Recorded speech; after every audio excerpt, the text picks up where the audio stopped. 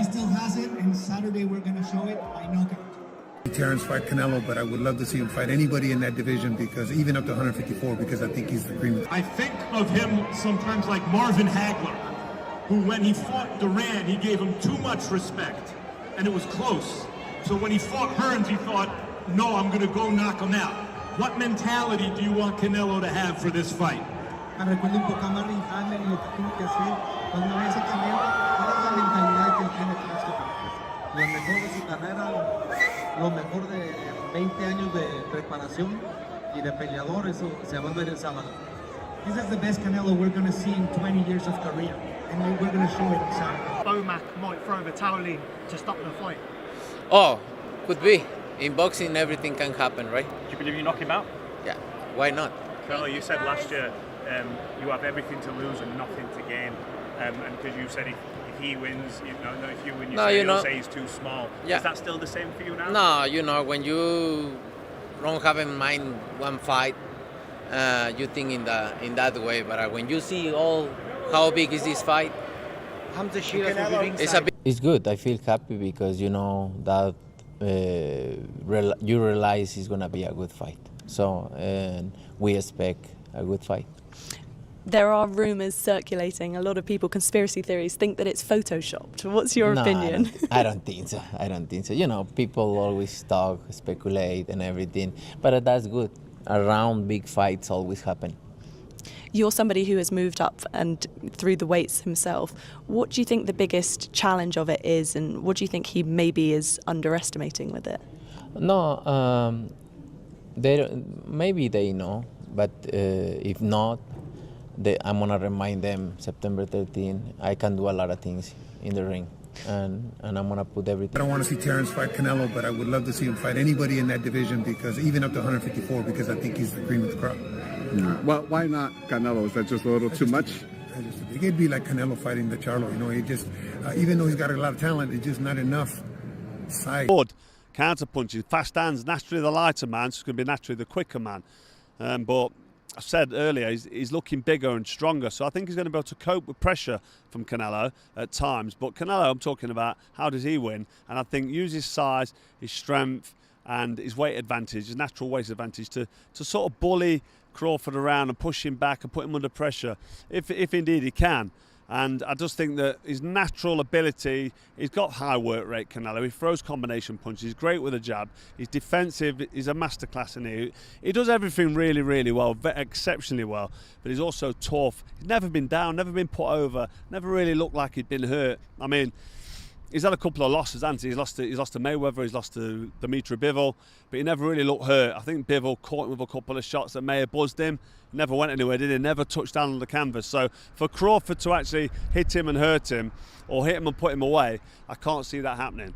Canelo just needs to do what Canelo does, which is busy, excellent boxing masterclass work, but on his front foot and put Terence Bud Crawford under pressure.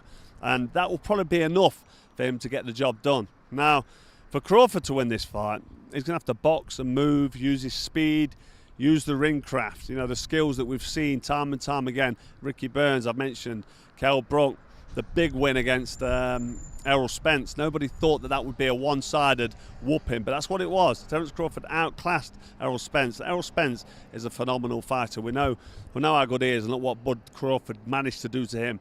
Such a quality fighter, and he's unbeaten as well. So he's coming into this fight, doesn't know how to lose. I know he's older than Canelo Alvarez. Has he got one eye on retirement? Maybe. But he's not going to want to go out on a loss. So Crawford needs to be fast behind the jab, combination punches, busy, body and head, fast leg work all the way around the ring, use his speed, make Canelo reach like Bivol. Asking me to break down a fight, I mean, obviously the big focus is on the weight and coming up in the division. And, but look, Terence Crawford fights from both sides, and while Canelo has fought guys who, have been southpaws and so forth, they usually don't switch in the middle of the round. So you never know what can happen in these fights. Canelo is a bigger guy, and Canelo, we saw what happened to him when he went up against Bivol. So we know what that looks like, and so, it's a tough assignment to move up in weight, but Terence Crawford has taken on every tough assignment, and he looks in great shape, and, this guy's really something, so. it's hard to say, you know, if you start analyzing and breaking this down, there are advantages for both. You're not just tuning in for another fight, you're witnessing a collision of two eras, two champions, and two completely different paths to greatness. On one side, you have Canelo Alvarez, the powerhouse who's conquered multiple divisions and ruled at super middleweight with an iron fist. On the other, Terence Crawford, the unbeaten tactician, stepping up once again to prove that greatness isn't defined by size, but by skill, heart, and mindset.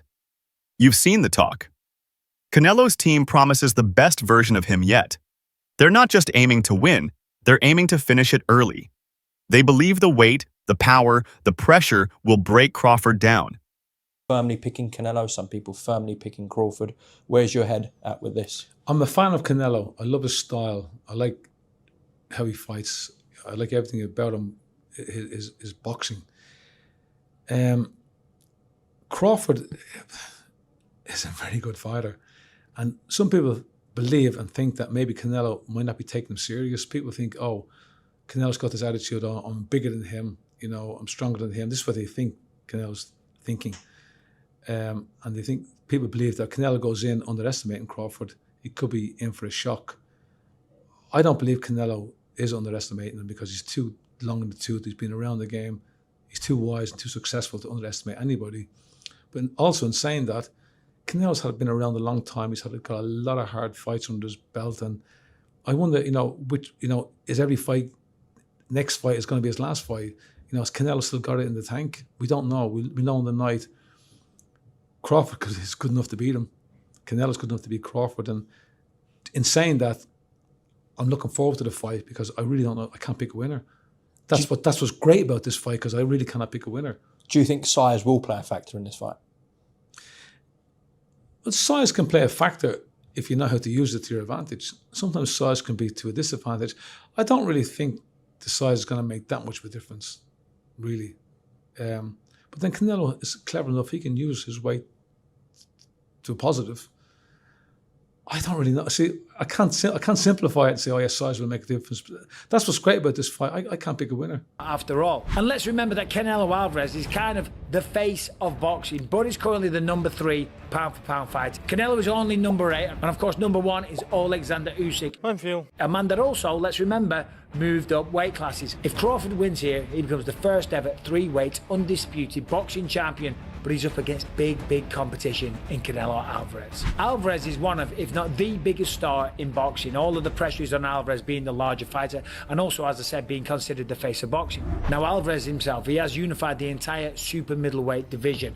After moving up from lower weight classes himself, unifying is a very rare achievement, but it also means that this fight is for all of Canelo's belt. Canelo is much more experienced, of course. His resume is stacked, and he's fought some of the best from 154 all the way up to 175. People like Triple G, 3 times Amir Khan, Floyd Mayweather, Daniel Jacobs, Miguel Cotto, to name but a few. But his home has always been at 168 pounds. Canelo is unbeaten at super middleweight and only losing twice in his whole career, versus Dimitri Bivol at light heavyweight in 2022 and Floyd Mayweather years ago, 2013, at 154 pounds. Funnily enough, 154 pounds is the highest weight that Crawford has competed at. All right, if you're a boxing fan, then you're in for a treat because we've got a fight that transcends titles. We've got Canelo Alvarez, the undisputed champion, taking on the 3-division king, Terence Crawford. That is correct. Like, you know what I'm saying? And the thing is, sparring, bro. Like, it happens. Like, I've had my days where a dude might get the best of me, and then the next 4 or 5 times I spar him, I'm lighting him up. Like, it's like no competition at that point. That's how things happen. But what did you say? And I could be wrong. You're the pro here, but isn't sparring the most essential part of preparing for a fight, though? It is. It is to a certain extent. It is. I would say, but see, the thing is, like, when you're fighting, it's certain things you will and will not do. But like when you're sparring, you trying certain things. You're more loose. You're not as timid and thinking about throwing certain shots. Like you're really taking your time. Like there's certain times I'm sparring and like really like dead on sparring. One thing about Canelo is he's been in a million big events. And I'm going to ask him about this just between you and me when he gets here. Don't tell him. But has he ever been in a bigger fight than this one? Is this everyone knows this is easily the biggest fight of Terence Crawford's career. But has he ever been in a fight as big as Canelo Alvarez? And honestly, you can see why. Canelo's resume is stacked with names, his chin is legendary, and his body shots have ended careers. But then you think about Crawford. You've watched him defy expectations at every level. You remember how he made Spence look ordinary. You know how dangerous he becomes when he's counted out. His timing, his ring IQ, the way he breaks fighters down over time, it's not just impressive, it's frightening. You're caught between logic and belief. You know Canelo's experience is unmatched. Who's been in a million huge fights. Floyd Mayweather, that was huge and that was Floyd, but he was young then. He was young and he wasn't going to be in front of, 50 million people worldwide. Because this ain't a pay-per-view. This is available to everybody. I think Triple G, those were big fights, but not like this. Really anticipated Canelo versus Crawford. It's approaching very, very soon. What do you think, Dan? I mean, it's a big event. It's probably the biggest event of the year in boxing. They're both great fighters. They're both Hall of Famers in waiting. As a boxing fan, I'm thrilled because it's a very fascinating matchup with two all-time greats. With the obviously caveat that you got Terence Crawford moving up two weight classes to see what he can do against the undisputed champ. Neither guy looked good in their last fight, but I suspect they're going to be a lot more into this fight. You know who you got in front of you in September, and Crawford's saying, I'm fighting the great Canelo Alvarez. Canelo's like, I'm fighting the 4-division champ, pound-for-pound type guy in Crawford that's never lost.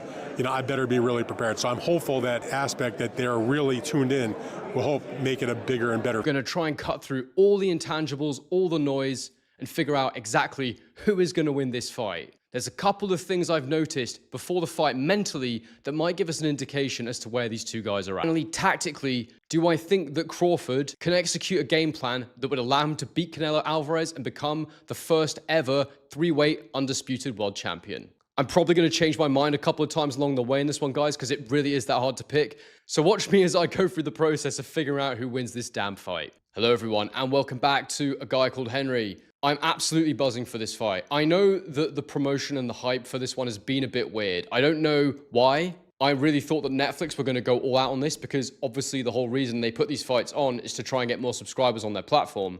And look, maybe it does giant numbers and I've just missed something here, but it does feel a little weird, this build-up. Even the weird face-off where they're standing on that float in the water. There's just something not quite there and not quite right with it. But it doesn't matter to me because I love boxing and I can put all that aside and go, I've thought about this endlessly. I've analyzed and assessed everything. And I just have the hardest time picking a winner here because I can see ways that both men can win. I can see what's more likely. I can see which way my mind is going. And it's a real battle for me here because sometimes I just have a feeling about things.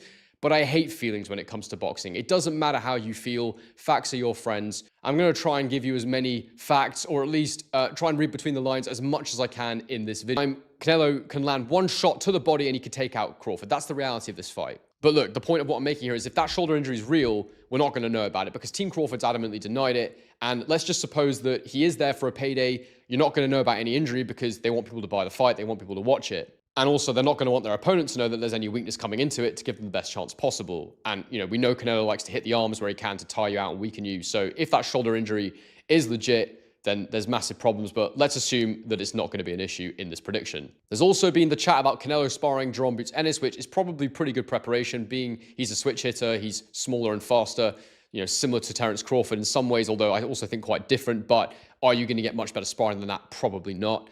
People saying that it might have been too much for Canelo, it might have affected his confidence, taken too much out of him. I saw Teddy Atlas saying that, you don't want to break your guy in the gym and all this, and I just think we have no idea what kind of sparring they were doing. Jerome Ennis could have gone in there and done purely tech sparring. But you also know Crawford's adaptability is unlike anything Canelo has faced. You've heard the analysts, the fighters, the legends. Some say size wins, others say skills do. But here's the truth. You don't really know what will happen, and that's what makes it unforgettable. Because when the bell rings, none of the talk matters. You'll watch every round with your heart in your throat, knowing that one moment could shift everything. This isn't just a fight, it's a gamble with legacy. And you're here for every second.